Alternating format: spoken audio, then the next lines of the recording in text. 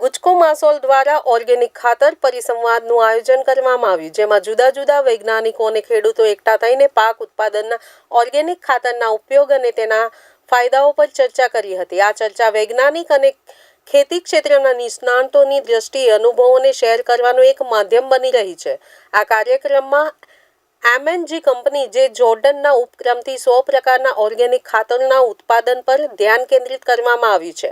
આ કંપનીના ઉત્પાદનો વૈશ્વિક માર્કેટમાં પણ માન્યતા મેળવી રહ્યા છે. જ્યારે દિલીપ સાંગાણી દ્વારા મુસ્લિમ સમાજ માટે વકફ બિલને લઈ વાત કરવામાં આવી છે. દિલીપ સાંગાણીએ આ નિર્ણયને સન્માન આપતા અને સરકાર દ્વારા લેવાયેલી માનવતા આધારિત નીતિ વિશે ખુશી વ્યક્ત કરી છે.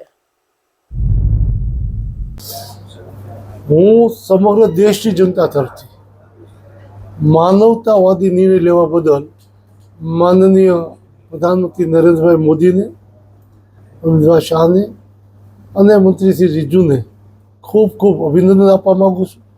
કારણ કે વકફ કાયદાના કારણે પ્રાઇવેટ મિલકત, વકફ કાયદો આવ્યો તે પહેલાંની મિલકત જે રીતે વકફમાં છે એમ કે એની સામે કોર્ટમાં જવાનો અધિકાર નહોતો. એ પણ મુઠ્ઠીભર માણસો પોતાના સ્વાર્થ માટે ઉપયોગ જે કરતા હતા, એના બદલે એ જ ધર્મના લોકો માટે જે કાનૂની રીતે જે દાતાઓ હોય, એ જ સમાજના હોય, એ ધર્મના હોય, એના તરફથી જે કંઈ દાતા આવે અને એની મિલકત હોય એ જરૂરિયાતમંદ એ જ ધર્મના લોકો માટે ઉપયોગી થાય, આવો માનવતાવાદી દૃષ્ટિકોણ રાખીને બિલ જે લાવવામાં આવ્યું છે એ બદલ હું એમને ખૂબ ખૂબ અભિનંદન આપું છું.